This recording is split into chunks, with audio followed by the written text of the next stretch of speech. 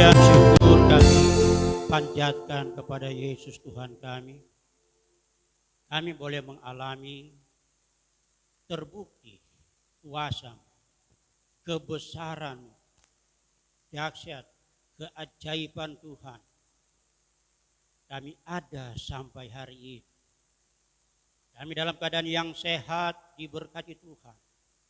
Itulah sebabnya kami meluangkan waktu untuk beribadah kepadamu.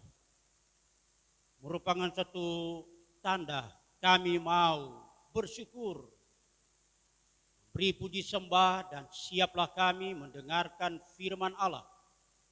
Tuhan berbicara bagi kami.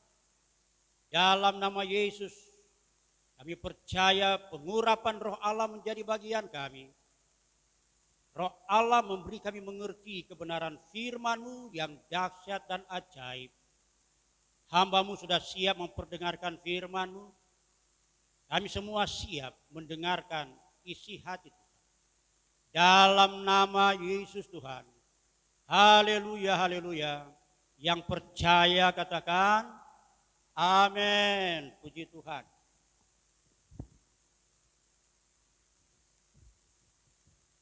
Philadelphia, kasih persaudaraan. Amin.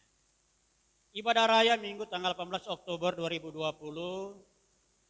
Pada hari ini kita boleh mengucap syukur kepada Tuhan karena betapa besar kasih-Nya bagi kita. Selamat jumpa dengan saya, Pendeta Feki Mawuntu. Akan menyampaikan kebenaran firman Tuhan ya, pada pagi hari ini. Dan saya mengingatkan di tahun 2020 ini adalah tahun mujizat besar pasti terjadi. Sekalipun di tengah COVID-19 kita sangat mengharapkan supaya mujizat demi mujizat dialami tiap anak-anak Tuhan di desa, kota, bahkan bangsa Indonesia. Saya ingatkan tema ibadah kita tahun 2020, tidak ada perkara yang mustahil. Bagi Tuhan tidak ada perkara mustahil. Itulah sebabnya subtema, percaya dan katakan. Kita perlu percaya, kita sebutkan, kita perkatakan. Terjadi sesuai dengan apa yang kita percaya dan kita katakan. Yaitu apa? Mujizat besar terjadi. Amin. Di bulan Oktober ini 2020 berkumpul sebagai keluarga Allah dalam kondisi pandemi COVID-19. Sekalipun ada anjuran pemerintah untuk membatasi berkumpul, dan ini ya kita mengikuti protokol kesehatan.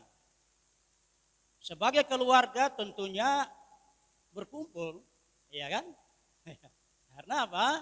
Visi gereja kita adalah gereja keluarga Allah, mandiri, misioner, dan memberkati. Kita alami berkat Tuhan dan kita siap memberkati ketika kita ada di dalam suatu persekutuan komunitas sebagai keluarga Allah.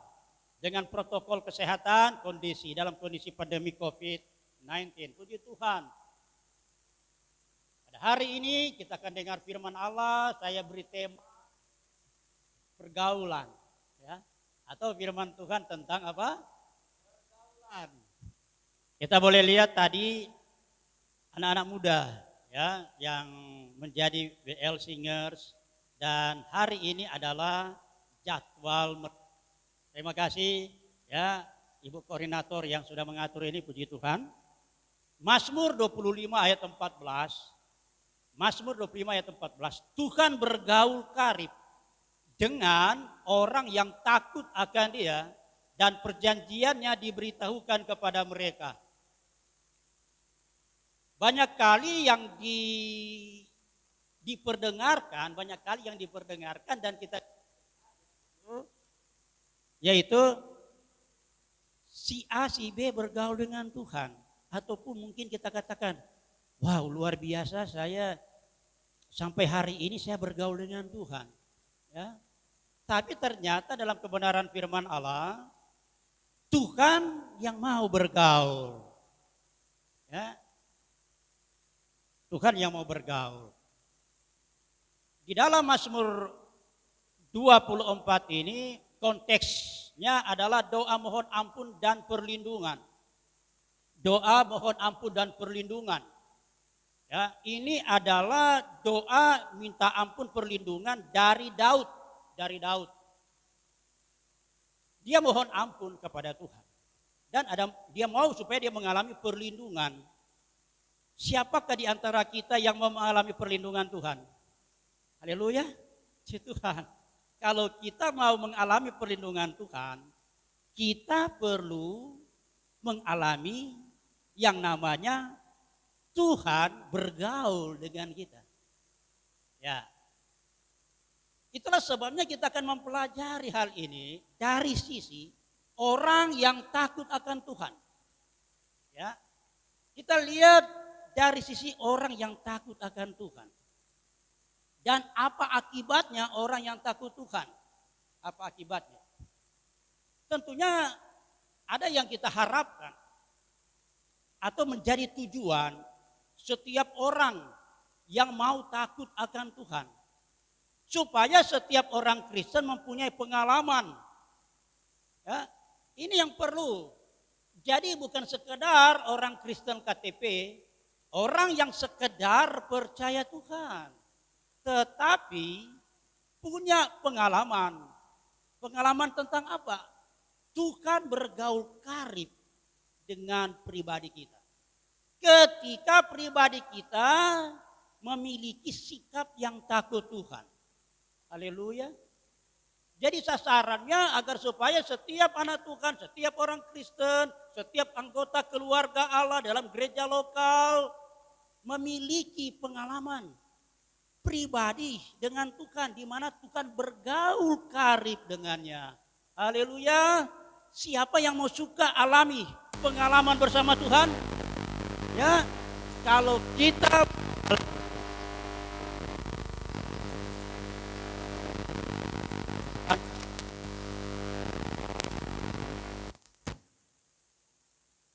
maaf ada gangguan ya sound system ini. Kalau kita mau alami pengalaman, perlu kita memiliki sikap hati yang takut Tuhan. Ya. Sehingga Tuhan bergaul dengan kita. Amin. Tuhan. Oke. Mari saya mengajak untuk kita mempelajari hal ini. Bagaimana sebenarnya orang yang takut Tuhan? Ya. Saya minta supaya kita memperhatikan bagaimana orang yang bergaul dengan Tuhan. Orang yang takut Tuhan. Ya, bagaimana Tuhan mau bergaul? Yaitu orang yang takut Tuhan. Nah, kita akan lihat dari konteks ini orang yang takut Tuhan. Orang yang takut Tuhan adalah orang yang percaya. Dalam situasi kondisi apapun dia percaya adanya Tuhan. Bukan saja Tuhan yang menyelamatkan dari mara bahaya, dosa dan segala macam. Tapi yang luar biasa, dalam segala aspek kehidupan kita perlu percaya Tuhan. Haleluya. Mazmur 25 ayat 2, Allahku, kata Daud, kepadamu aku percaya. Janganlah kiranya aku mendapat malu. Jangan musuh-musuhku beria-ria atas aku. Ada musuh. Ya, dia mengalami tantangan. Dia percaya Tuhan yang menolong dia. Di dalam segala persoalan tantangannya. Kemudian orang yang takut Tuhan adalah orang yang rendah hati. Orang yang rendah hati, sikap orang yang rendah hati adalah orang yang mau mempunyai sikap hati bahwa orang lain yang lebih utama daripada dirinya sendiri. Ya. Orang yang rendah hati adalah orang yang mau duduk sama rendah, berdiri sama tinggi. Itu orang yang rendah hati. Ya kan? Kalau orang yang rendah hati dia mau berdiri, tidak lain orang lagi duduk dia berdiri. dia menganggap hebat, itu bukan rendah hati. Ternyata orang yang takut Tuhan ialah orang yang rendah hati. Ayat 9, Mazmur 59. Ia membimbing orang-orang yang rendah hati menurut hukum dan ia mengajarkan jalannya kepada orang-orang yang rendah hati. Tidak perlu kita takut untuk menjalani hidup ini. Disebabkan karena apa? Perjalanan hidup kita ini dari mudah kalau kita sudah percaya Tuhan, kita mau punya sikap hati yang rendah, Tuhan akan mengajar. Tuhan akan mengajar bagaimana kita akan jalani hidup ini. Ya. Saya boleh kasih contoh di sini. Di dalam Ayub pasal 29 ayat 4. Ayub berkata bahwa seperti yang aku alami pada masa remajaku. Aku alami. Ya, Ayub punya pengalaman masa remaja. Bahwa Tuhan bergaul karib dengan anak muda. Haleluya. Masih muda, Tuhan bergaul karib. Tuhan bergaul karib. Di mana? Di kemahnya, di tempat tinggal. Bagaimana dengan anak muda? Di rumahmu adakah Tuhan bergaul karib dengan Anda? Ataukah engkau hanya bergaul dengan HP? Beberapa jam di HP terus. HP terus. Ya melihat ya gambar-gambar atau mungkin hal-hal yang lain.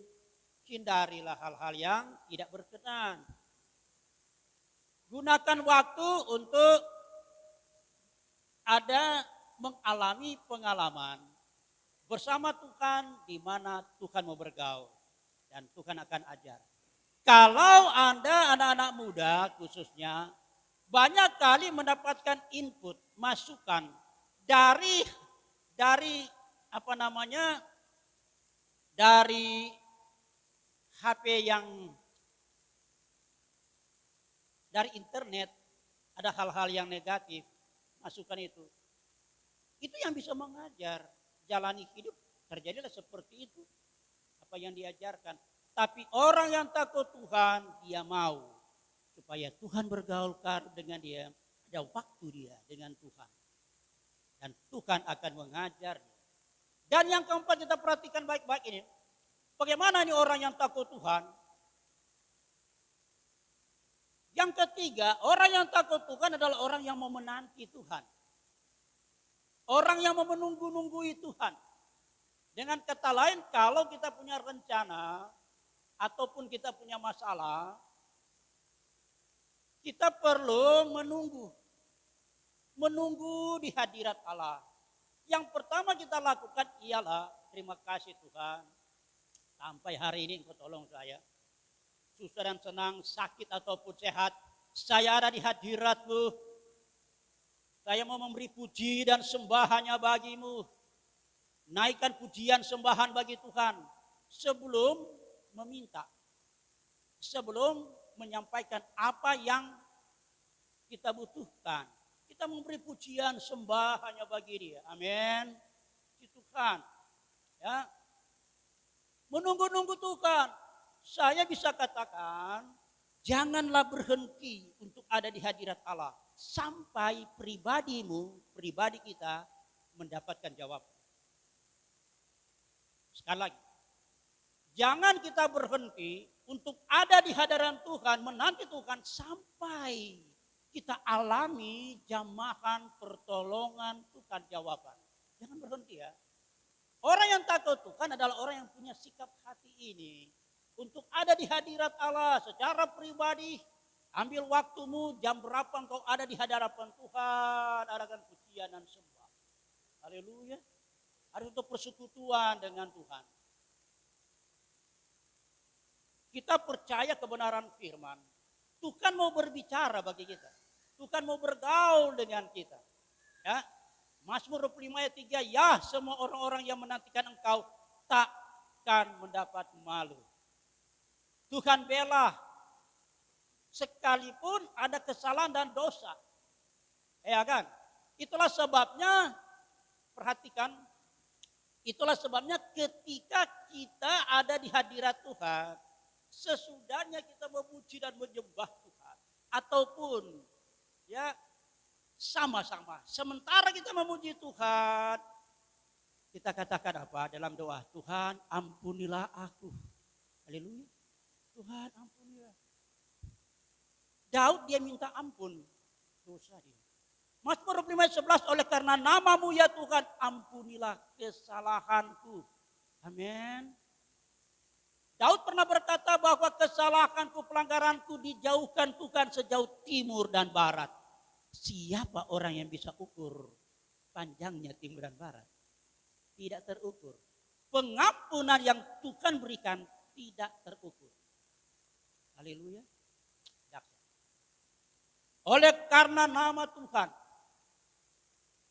ya Tuhan ampunilah kesalahanku sebab besar kesalahan. Wow, besarnya kesalahan. Ayatnya ke-7. Dosa-dosaku pada masa muda dan pelanggaran-pelanggaranku janganlah kau ingat. Tetapi ingatlah kepadaku sesuai dengan kasih setiamu oleh karena kebaikanmu ya Tuhan. Di hadirat Allah, saya katakan Tuhan, saya percaya Engkau Yesus telah mati bagi dosa-dosaku di atas kayu salib. Firman Tuhan berkata, Ibrani pasalnya ke-8 ayat 12. Tuhan tidak ingat segala dosa kita. Tuhan berbelas kasih terhadap kesalahan. Saya percaya Tuhan tidak ingat lagi segala salah dan dosa.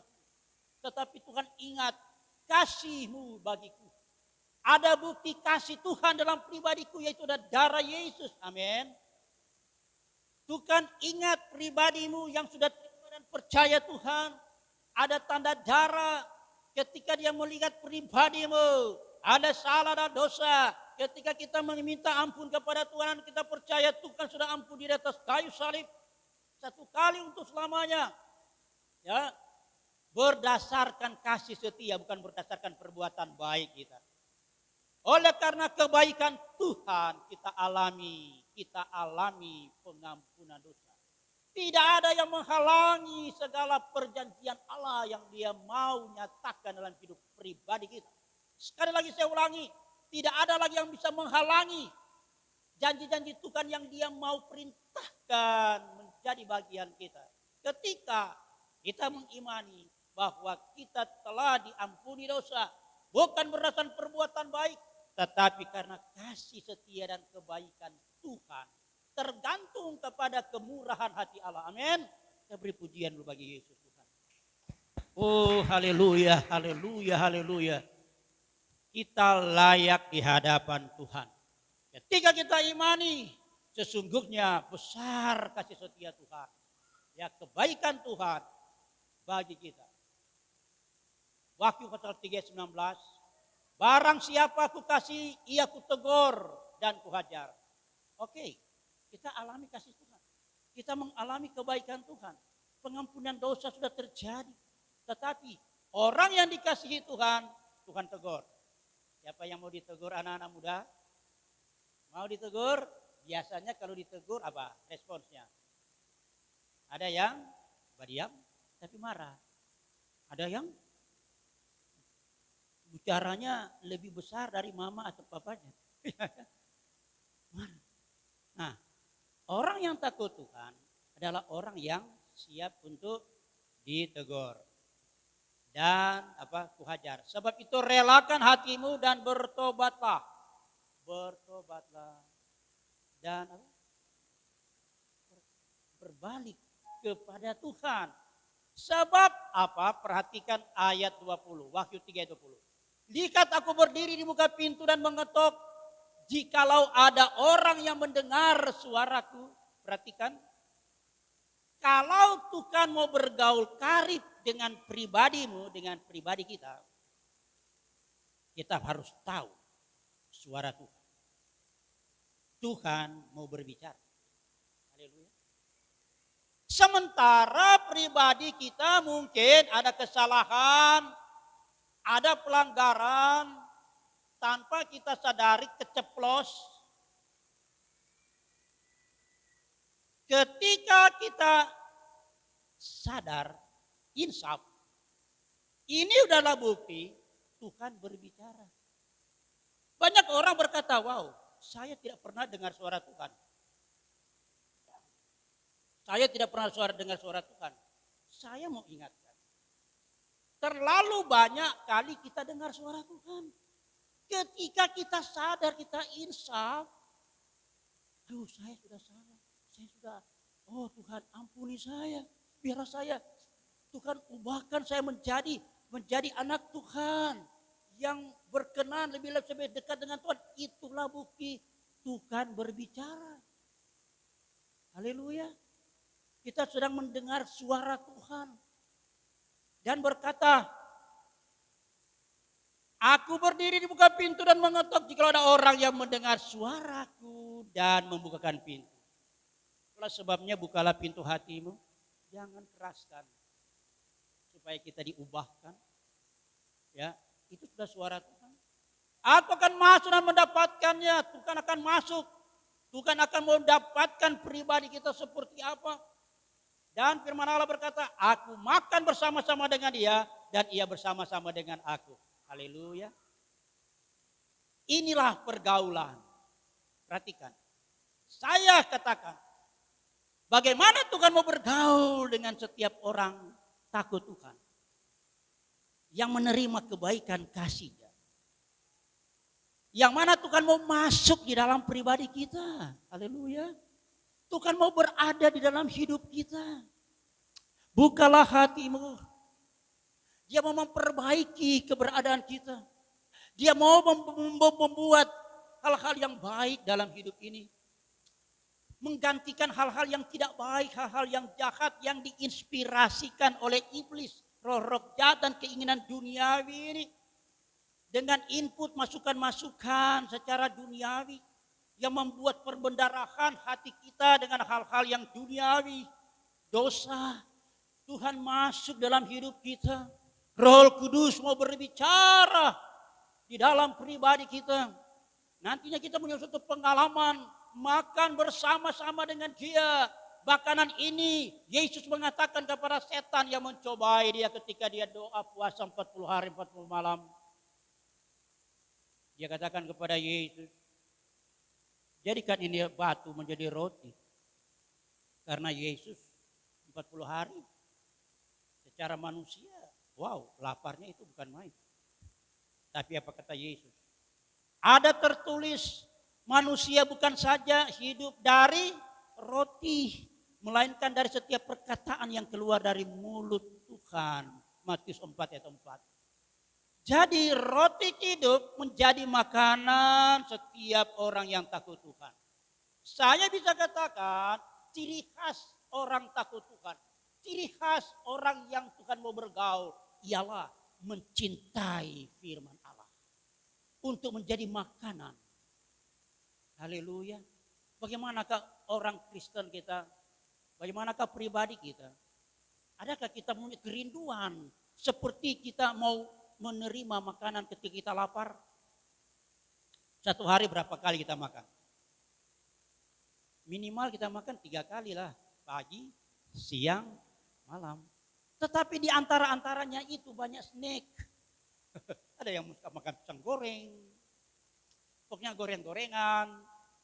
Atau yang direbus. Pesan online, makan. Wow. Pertanyaan. Terus makanan rohani roti hidup. Berapa kali dalam satu hari kita makan roti hidup? Orang yang makan tentunya dia ada kekuatan. Amin. Untuk beraktivitas karena mendapatkan kalori. Untuk dia kuat. Demikian juga kita sebagai orang Kristen. Orang yang takut Tuhan. Tuhan yang mau bergaul. Marilah kita senantiasa makan firman. Roti hidup. Amin. Haleluya. Supaya kita jalani kehidupan kekristenan kita kuat. Oke. Kemudian pergaulan bersama Tuhan. Ya. Ada doa. Bukan saja minta Tuhan ampuni dan makan firman roti hidup. tapi doa. Yaitu dalam konteks ini supaya Tuhan jaga jiwa kita. Sebagai orang yang percaya Tuhan sudah diselamatkan jiwanya. Artinya selamat dari api neraka.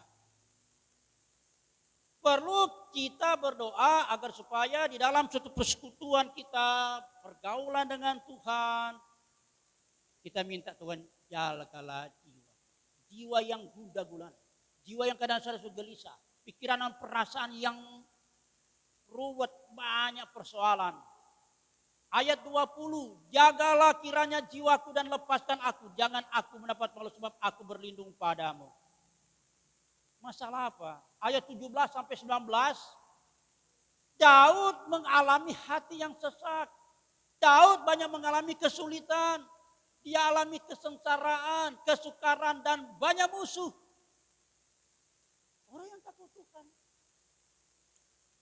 Tuhan yang sangat berkenan, Daud ada di hati Tuhan. Banyak musuh, banyak saudara yang mau membunuh dia.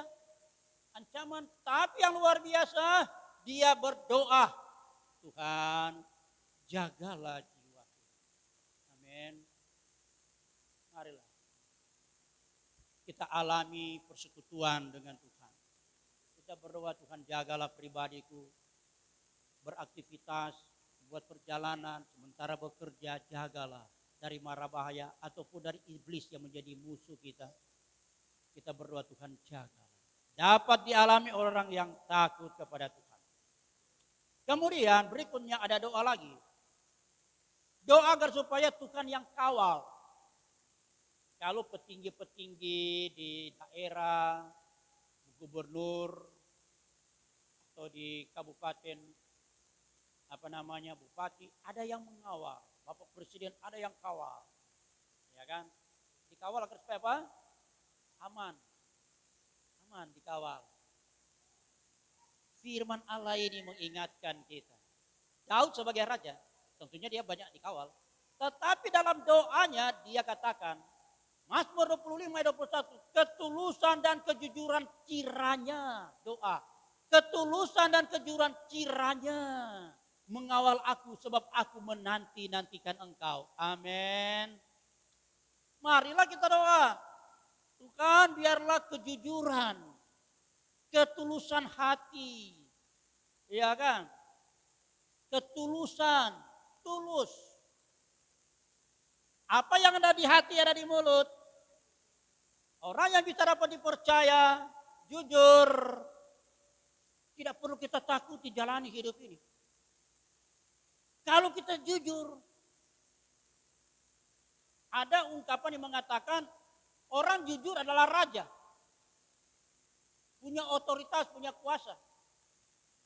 Orang yang jujur dapat dipercaya dalam segala hal. Doa Daud supaya dia dikawal dengan ini. Ya, karena Tuhan bergaul. Erat, dekat. Kalau erat dekat seperti hubungan keluarga, ini hubungan dekat sekali. Karena hubungan dekat sekali Tuhan kawal. Percayalah pribadi kita. Kita menjadi pribadi-pribadi yang berkualitas. Ya, nilai rohani yang dapat dipercaya. Kita adalah pribadi-pribadi yang punya wibawa. Dan Tuhan akan mempermuliakan kita. Disebabkan karena apa? Ketika ketulusan dan kejujuran mengawal. Haleluya. Anak-anak muda, bapak-bapak, ibu-ibu, kita sebagai keluarga Allah dekat. Dan secara pribadi kita dekat dengan Tuhan. Marilah kejujuran terjadi. Apatah lagi masalah kejujuran keuangan ini. Masalah keuangan ini sangat-sangat dimintakan untuk jujur di berbagai tempat. Ya kan? Haleluya. Amsal 3:23, karena orang yang sesat adalah kekejian bagi Tuhan. Sesat. Dalam perjalanan hilang jalan. Karena Tuhan katakan bahwa aku akan ajari engkau di perjalanan. Kalau takut Tuhan diajar. Tapi kalau dia tidak takut Tuhan, tersesatlah di perjalanan. Karena orang sesat adalah kekejian bagi Tuhan. Tetapi orang yang jujur, iya, Tuhan bergaul erat. Kita beri pujian bagi Yesus Tuhan kita.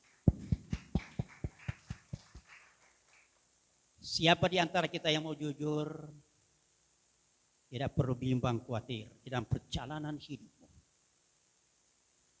Tuhan mau bergaul, dekat, hubungan dekat sekali dengan Tuhan. Kebaikan, kemurahan, kasih setia, ya, pertolongan Tuhan, dia akan nyatakan. Bayangkan saja kalau pribadimu bergaul dengan petinggi-petinggi negara kita, bagaimana? Wow, ada orang mengatakan, wow, saya kena tampias. Ya, karena bergaul, apatah lagi kita bergaul dengan Tuhan. Haleluya, si Tuhan. Kita lihat di sini dalam konteks Mazmur 24 ini. Akibat orang yang takut Tuhan. Ada akibatnya. Artinya tidak sia-sia kalau kita takut Tuhan. Takut Tuhan artinya kita menghormati Tuhan. Dalam segala aspek hidup kita hormati Tuhan. Menghargai Tuhan. Orang takut Tuhan adalah orang yang takut Tuhan. Orang yang menghargai Tuhan. Ya. Kemudian apa? Punya sikap hati menantikan Tuhan. Punya sikap hati untuk berdoa, sikap hati untuk menyembah di dalam kekudusan. Itu orang takut Tuhan. Ketika kita mempelajari ayat-ayat tadi, penjelasan yang tadi kita sudah dengar, kita bisa katakan bahwa orang yang takut Tuhan adalah orang yang percaya, orang yang minta ampun kepada Tuhan, orang yang bergaul bersama Tuhan untuk apa? Memuji dan menyembah di dalam kekudusan. Dan ia akan alami bahwa Tuhan yang mengawal dia. Ini, Tuhan bergaul karib dengan dan perjanjiannya diberitahukan kepada orang yang takut. Ayat 13, orang itu sendiri akan menetap dalam kebahagiaan. Kita beri pujian bagi Yesus Tuhan kita. Wow, dahsyat. Tidak sia-sia kalau kita takut Tuhan. Kalau Tuhan mau bergaul dengan kita, ada kebahagiaan. The blessed, diberkati Tuhan. Dalam segala aspek hidup, kita pasti alami berkat kebahagiaan dari Tuhan. Bukan cuma itu, bukan pribadi kita. Anak cucu akan mewarisi bumi. Oh, artinya apa? Hidup sejahtera, mewarisi bumi. Ya, Yesus mengatakan, pencuri datang hanya untuk mencuri dan membunuh itu adalah setan. Yohanes 10. Bagian B, aku datang memberi hidup berkelimpahan. Amin. Hidup berkelimpahan. Ini orang yang takut Tuhan dalam kebahagiaan dia alami dan hidup berkelimpahan dia wariskan kepada anak cucu. Ada warisan berkelimpahan. Amin. Mazmur 25 ayat 15, mataku tetap terarah kepada Tuhan. Sebab ia mengeluarkan kaki dari jaring. Tuhan keluarkan dari jaring, dari persoalan, dari masalah.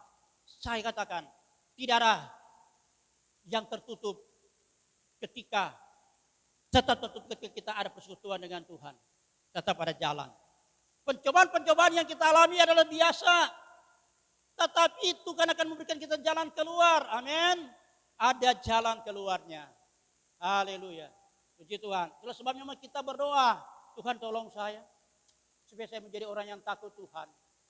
Tolong saya Tuhan, tetap saya percaya. Dalam situasi apapun saya tetap percaya Tuhan ada bersamaku. Saya berdoa agar supaya Tuhan ada di dalam pribadiku. Katakan itu, Tuhan. Biar Engkau ada senantiasa sepanjang hidupku, ada dalam hidupku. Tegurlah saya Tuhan. Ingatkanlah saya kalau saya ada kesalahan dan dosa. Biarlah saya merindukan firman roti hidup.